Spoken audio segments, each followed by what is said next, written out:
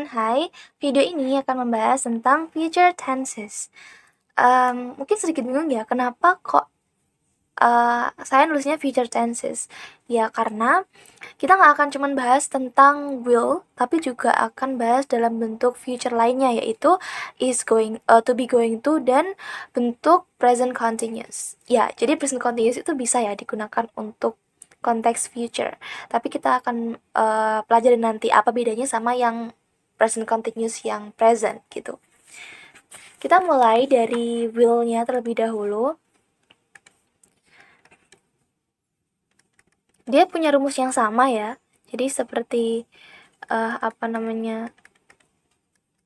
bentuk-bentuk yang lain. Jadi subjek diikuti dengan will, kemudian ada kata kerja bentuk pertama. Yang negatif subjek diikuti dengan will, kemudian seperti ini, dan yang interrogatif will-nya kita taruh ke depan, jadi kita bawa gitu, kayak gini, simple. Kalau kita mau aplikasikan ke dalam sentence atau kalimat, jadi I will go to the beach. Contohnya kayak gini, I will go pakai kata kerja bentuk pertama, to the beach. Ini adalah keterangan tempat.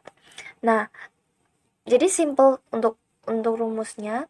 Dan untuk penggunaannya, biasanya future bentuk will ini itu digunakan untuk beberapa tujuan. Yang pertama untuk membuat prediction. Jadi untuk membuat prediction. Tapi prediction atau prediksinya itu berdasarkan opinion. Jadi berdasarkan speaker's opinion atau past experience. Jadi nggak ada evidence alias nggak ada data ya. Oke, contohnya kayak gini. I think it will be extremely hot here. Ini cuma berdasarkan pemikiran dia aja. Terus yang kedua, bisa juga digunakan untuk menunjukkan atau membicarakan tentang future events. Tapi future events-nya itu belum di arrange atau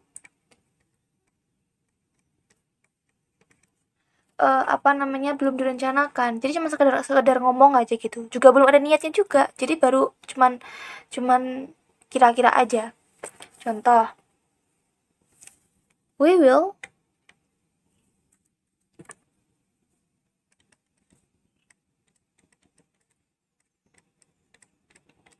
probably stay in the hotel later. Ini cuman kira-kira aja, jadi kemungkinan atau probability untuk dilakukannya itu masih sangat kecil. Yang selanjutnya bisa juga nih digunakan untuk menyatakan tentang something yang kita decide atau kita putuskan at the moment of speaking. Contoh ya, kalian punya teman, terus teman kalian tuh nangis sama kalian. Terus kalian dengerin curhatannya, terus tiba-tiba kalian itu secara spontan kasih respon kayak gini. Don't worry, I will always be there for you.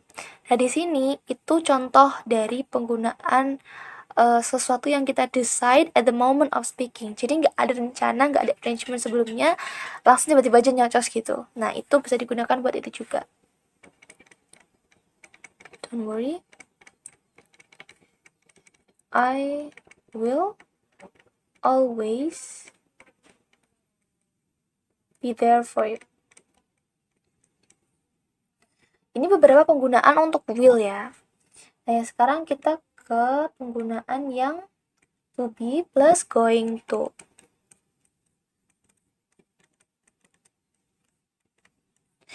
Kita bagi dulu jadi beberapa bentuk. Positif, negatif, interrogatif. Yang positif, subjek diikuti dengan to be. To be-nya juga disesuaikan ya dengan subjeknya. Kemudian ada going to. Kata kerja bentuk pertama. Yang ini subjek tambahi to be by not going to, dan kata kerja bentuk pertama. Untuk yang interrogatif, to be-nya kita taruh ke depan.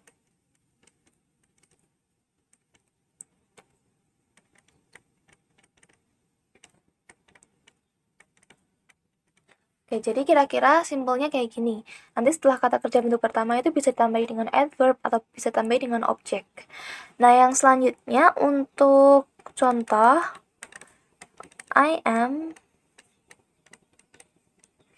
going to study tonight. Ini contoh aplikasinya. Jadi I ada to be, karena ini adalah subjeknya adalah I ya, jadi kita gunakan am, kemudian going to, dan ada bentuk pertama dari study, itu study. Sekarang kita ke penggunaannya. Jadi biasanya dia digunain buat apa sih? Usage. Oke. Jadi going to atau to be going to itu biasanya digunakan untuk membicarakan sebuah event in the future juga.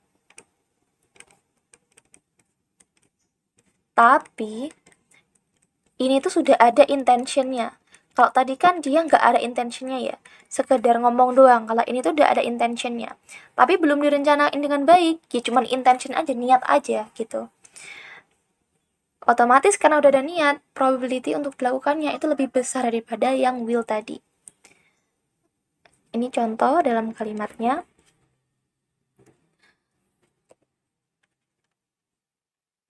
We are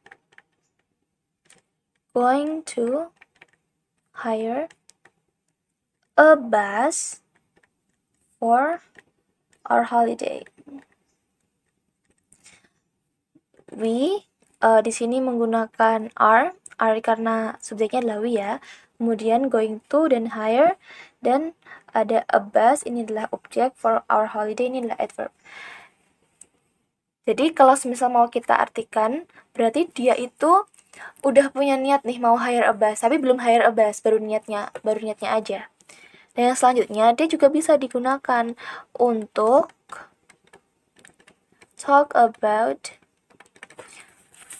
prediction, tapi ketika ada present evidence.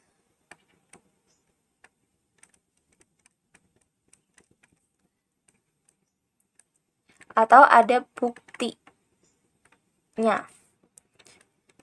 Contoh, semisal kita bilang, well,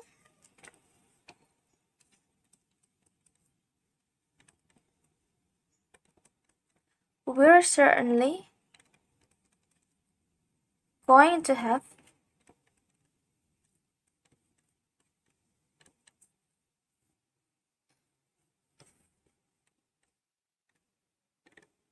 a varied trip.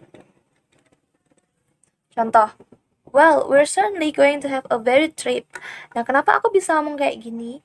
Karena I know this, aku bisa ngomong kayak gini karena I know the situation and I know from the plan. Jadi aku lihat mungkin aku lihat ada plan buat tripnya. Oh, kita bakalan ngelakuin ini, bakalan lakuin itu, bakalan kesini ke situ. That's why I say this. Jadi ketika kita ngomong prediction menggunakan to be plus going to, it means kita sudah punya present evidence. Beda sama will tadi. Kalau will tadi kita cuma judging something, kita cuma bilang seperti itu karena kita memprediksi itu karena past experience kita atau karena opinion kita aja gitu. Itu dua fungsi dari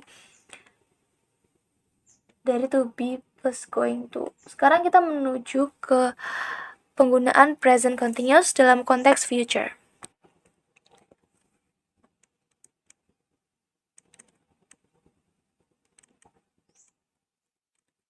Nah, kalau present continuous, dia itu rumusnya sama ya seperti kemarin, jadi nggak usah pakai rumus. Dia itu digunakan untuk membicarakan tentang future events juga. Tapi kalau yang ini itu sudah definite, jadi udah bener-bener mateng arrangementnya dan pasti akan dilakukan.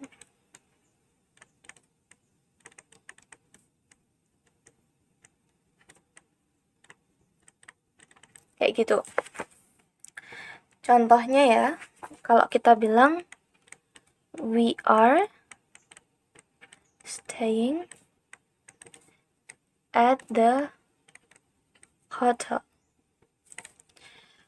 Contohnya kayak gini, kita akan stay di hotel. Nah, kenapa kita bisa bilang kalau ini adalah sebuah future events? Biasanya kalau semisal tanpa menggunakan konteks keterangan waktu, itu sudah bisa dimengerti kalau ini konteksnya future. Tapi kalau semisal belum dimengerti, biasanya akan ada nih keterangan waktunya. Jadi biar enggak bingung antara bedain ini sebenarnya present atau future nih gitu. Nah, kalau contohnya kayak gini. Ini ketika keterangan waktunya belum dimengerti ya. Contohnya, the manager is having a party just after we get back. Nah, ini keterangan waktu yang disebutkan di sini tuh adalah ini, just after we get back. Berarti ini nggak ngomongin tentang sekarang, tapi tentang nanti kalau semisal kita udah kembali, gitu kan. The manager is having a party. Manager akan mengadakan sebuah pesta, tapi nanti nih kalau kita udah balik kayak gitu. Nah, kalau semisal di present itu keterangan waktunya kan jelas ya, kayak now, right now, kayak gitu. Jadi biar nggak bingung, yang jelas kita pahami konteks waktu dalam kalimat itu. Sekarang kita ke bagian soal, jadi biar lebih mudah untuk memahami.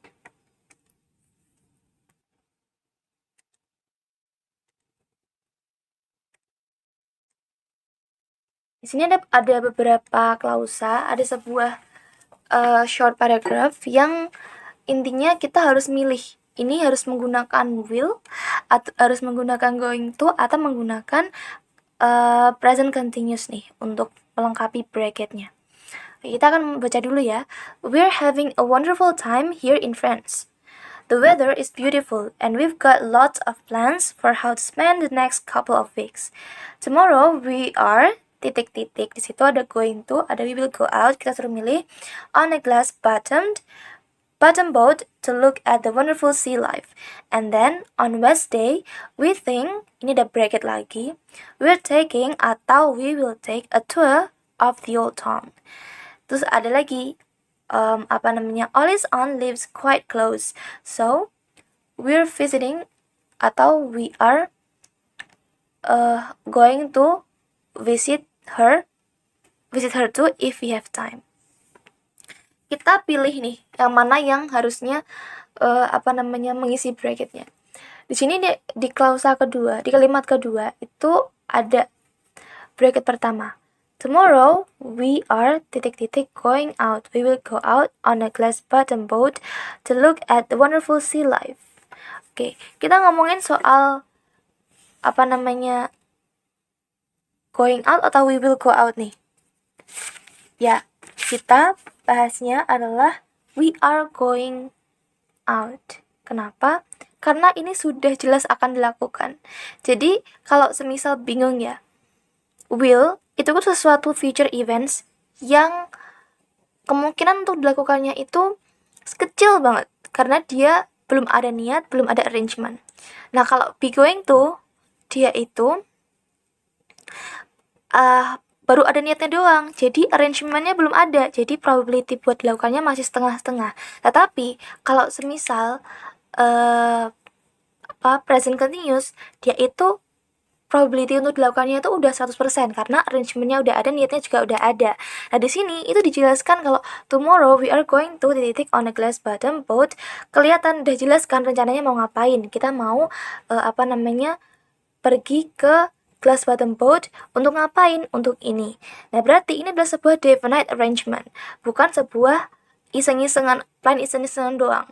Berarti kita pilihnya going out. Oke, terus yang selanjutnya, and then on Wednesday we think we will take a tour of the old town. Nah, ini di sini ada keterangan we think. Berarti ini masih sebuah future events yang belum ada belum ada arrangementnya atau intensinya belum ada, karena masih kayaknya nih gitu. Berarti bukan we're taking. Kalau we're taking itu udah jelas akan dilakukan, berarti we will take. Kayak gitu. Terus selanjutnya, Ollie's aunt lives quite close, so visit her too if we have time. See this, if we have time. Nah, berarti kemungkinannya itu apa? Possibility-nya kan setengah-setengah kan, bukan sesuatu yang pasti akan kita lakuin, enggak kan? Nah, karena ada keterangan if we have time. Jika, berarti bukan we are visiting, tapi we are going to. Kira-kira itu ya untuk pembahasan dari future tenses-nya tadi. Intinya kalau will itu untuk future events yang masih belum pasti itu dilakukan, tapi kalau yang be going to setengah-setengah possibility-nya, tapi kalau yang present continuous itu pasti akan dilakukan karena itu adalah sebuah definite arrangement. Terima kasih sudah menonton dan selamat belajar.